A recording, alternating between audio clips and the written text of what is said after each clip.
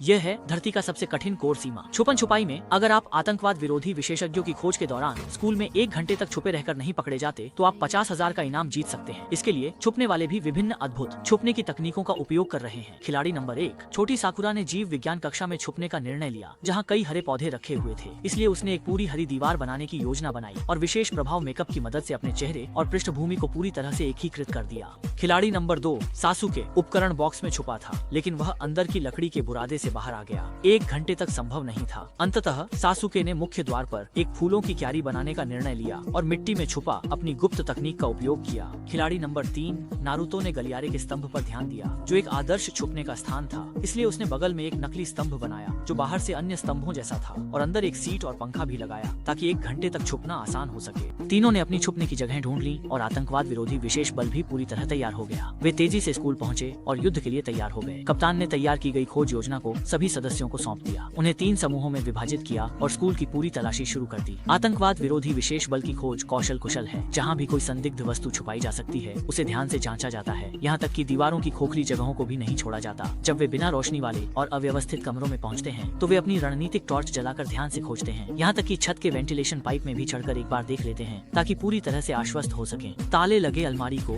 बस 2 किक में तोड़ दिया जाता है। ये उच्च दक्षता से वे जल्द ही उस स्थान पर पहुँचे जहाँ प्रसिद्ध व्यक्ति छुपा था। सौभाग्य से इस स्तंभ ने टीम को संदेह नहीं होने दिया। उसी समय दरवाजे पर एक टीम का सदस्य इस फूलों के बगीचे की जांच करना चाहता था, इसलिए उसने मदद के लिए लोगों को बुलाया ताकि इसे हटाया जा सके। इसे मुश्किल से कुछ दूरी तक खिसकाने के बाद यह सुनिश्चित किया गया कि नीचे कुछ भी संदिग्ध नहीं था। सासुके अभी बच गया, लेकिन कहानी के दूसरे हिस्से में जीव विज्ञान कक्षा में छुपी हुई छोटी इंग मुश्किल में पड़ गई। एक टीम का सदस्य दीवार जांचते हुए आगे बढ़ा और जब वह हरी दीवार तक पहुंचा तो उसने अनजाने में उसके चेहरे को छू लिया। छोटी इंग पहली खिलाड़ी बन गई जो बाहर हो गई, लेकिन खेल का समय आधा हो चुका था और अभी भी 2 शिकार छुपे हुए थे। टीम लीडर ने सभी को खोज की तीव्रता बढ़ाने का निर्देश दिया, लेकिन पूरे स्कूल का क्षेत्रफल वास्तव में बहुत बड़ा था और छुपने के स्थानों की कोई कमी नहीं थी। समय धीरे धीरे बीत रहा था और एलीट टीम स्पष्ट रूप से थोड़ी चिंतित हो गई थी, विशेष रूप से इस समय का टीम लीडर, जो बहुत पछता रहा था कि उसने थर्मल इमेजिंग और आरपीजी जैसी उन्नत उपकरण नहीं लाए, नहीं तो वे इस स्थिति में अंधेरे में नहीं होते। खेल के अंतिम मिनट तक आखिरकार एक टीम का सदस्य अचानक ऊपर की ओर देखता है और उसने पाया कि इस स्तंभ के शीर्ष जोड़ में कुछ अजीब था। संदेह के साथ उसने स्तंभ के चारों ओर ध्यान से जांच की और अंततः उसमें छुपे हुए रहस्य को खोज निकाला। अंदर छुपे हुए नारुतो को भी मौके पर ही पकड़ लिया गया, लेकिन दुर्भाग्यवश 1 घंटे की खोज का समय भी समाप्त हो गया।